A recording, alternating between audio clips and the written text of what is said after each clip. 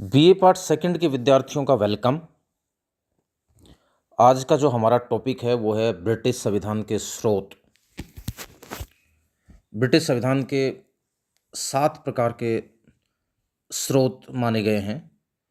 Number 1 महान अधिकार पत्र, नंबर 2 संसदीय अधिनियम, नंबर 3 न्यायिक निर्णय, नंबर 4 सामान्य विधि, नंबर 5 प्रथाएं एवं परंपराएं, नंबर 6 संविधान की टीकाएं और नंबर 7 विवेक और संयोग के तत्व।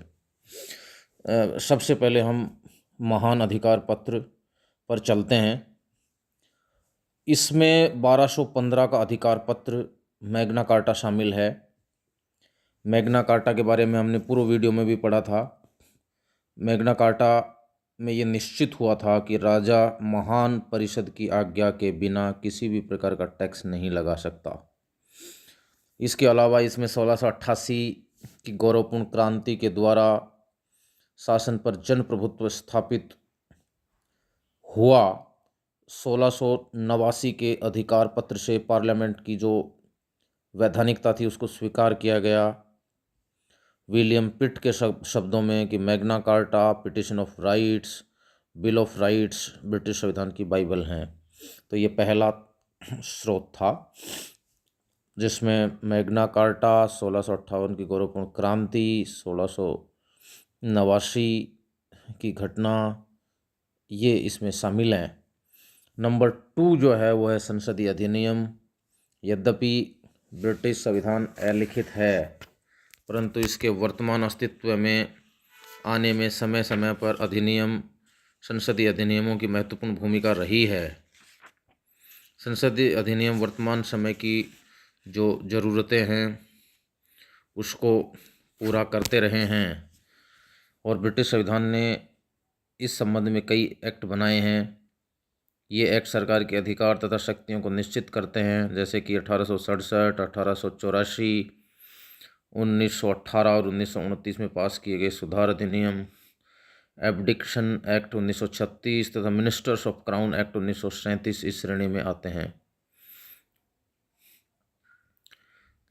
इसके अलावा भी अगर हम एक्ट की बात करें तो संसदीय सुधार अधिनियम 1911 एवं 1949, प्रतिनिधित्व अधिनियम 1918, वेस्टमिनिस्टर अधिनियम 1931, तो ये इसमें शामिल हैं। ब्रिटिश संसद ने जो समय समय पर एक्ट बनाए हैं उसके द्वारा भी ब्रिटिश संविधान का विकास, ब्रिटिश संवैधानिक व्यवस्थाएं और परंपराएं विकसित हुई हैं। नेक्स्ट जो है वो न्यायिक निर्णय है। न्यायाधीशों के निर्णयों द्वारा अनेक संविधानों तथा संसदीय कानूनों और अधिकार पत्रों की व्याख्या की गई है। न्यायिक निर्णयों ने जनता के महत्वपूर्ण संवैधानिक अधिकारों की स्थापना की है। उदाहरण के लिए जूरियों की स्वतंत्रता की स्थापना सुप्रसिद्ध बुशेल केस के निर्णय द्वारा हुई। हावल के केस में न्यायाधीशों की स्वतंत्रता की गारंटी दी। डायसी ने एक स्टेटमेंट दिया है जो सही है कि अंग्रेजी संविधान कानूनों का परिणाम नहीं है बल्कि व्यक्तियों द्वारा अपने अधिकारों की रक्षा के लिए लाए गए अभियोगों का फल है।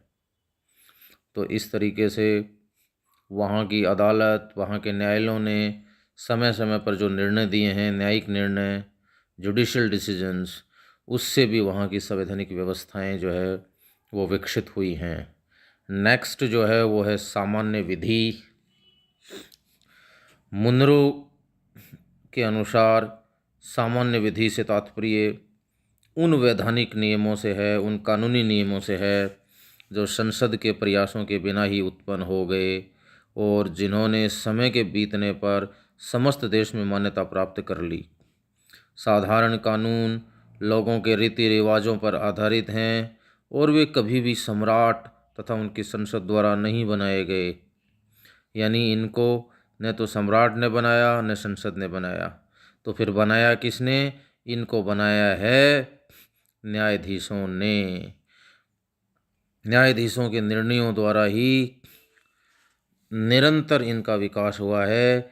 इंग्लैंड के लोगों को भाषण देने, संस्थाएं बनाने और जूरी के द्वारा फौजदारी मुकदमों को तय करने का अधिकार कॉमन लॉ पर ही आधारित है।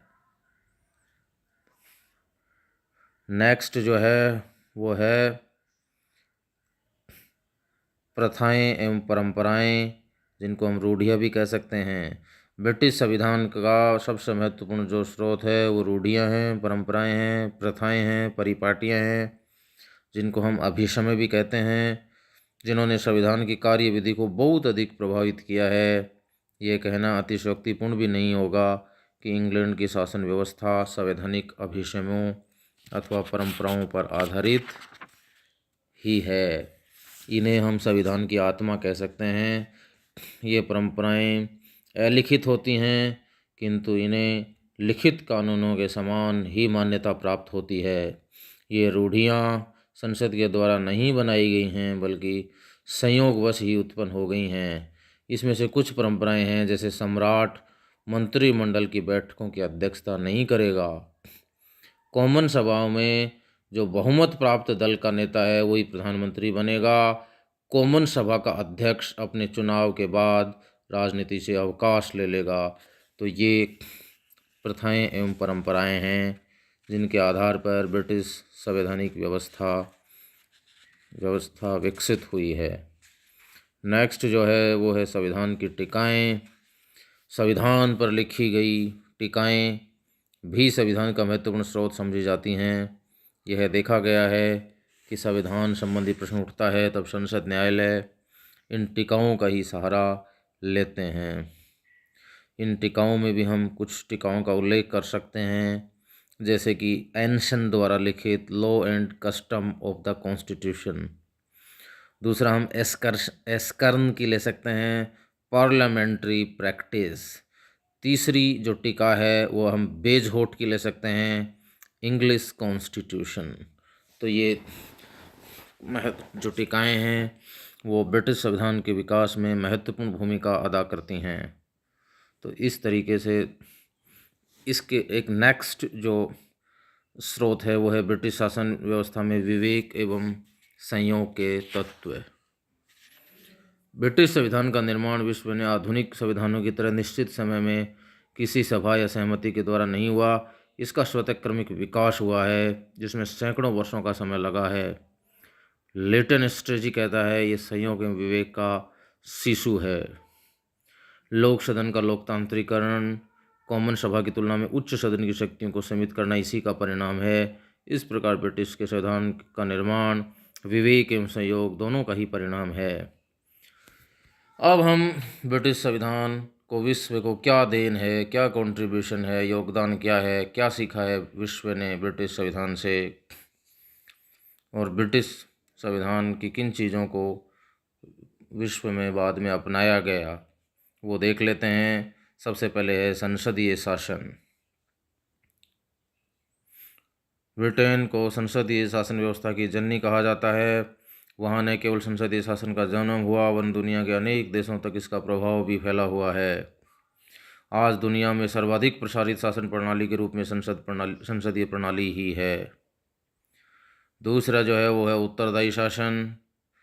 संसदीय शासन दुनिया का सबसे उत्तरदायी जवाबदेह शासन होता है।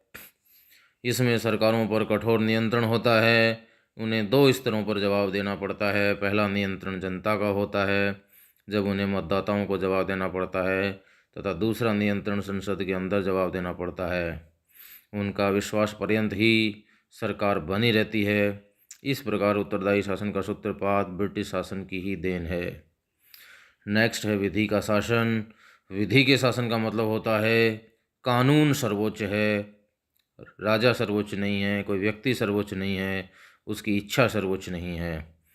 कानून के अनुसार ही शासन चलता है, ना कि किसी व्यक्ति की इच्छा के अनुसार। सभी लोग समान रूप से कानून के अधीन हैं, सभी पर कानून समान रूप से लागू होता है। नेक्स्ट जो योगदान है वो है प्रतिनिध्यात्मक शासन।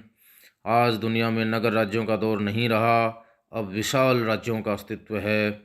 आज के प्रजातंत्र में यूनान नगर राज्यों जैसा प्रत्यक्ष प्रजातंत्र संभव नहीं है। ब्रिटेन में संसद के लिए नगर प्रतिनिधियों का चयन ही प्रतिनिध्यात्मक शासन का सूत्रपात था। प्रतिनिध्यात्मक शासन का मतलब होता है कि जनता पहले प्रतिनिधि चुनती है और वो प्रतिनिधि फिर जनता के लिए शासन करते हैं। नेक्स्ट जो है वो है द्विसदनात्मक व्यवस्थापिका। ब्रिटेन में द्विसदनात्मक व्यवस्थापिका का जन्म एक संयोग था। वास्तविक रूप से वहाँ पर 3 वर्ग सामंत, पादरी एवं नगर प्रतिनिधि आए थे। समय के साथ पहले 2 वर्ग सामंत पादरी जिनके हित एक जैसे थे वे एक साथ बैठने लगे और दूसरा वर्ग नगर प्रतिनिधि एक साथ बैठने लगे।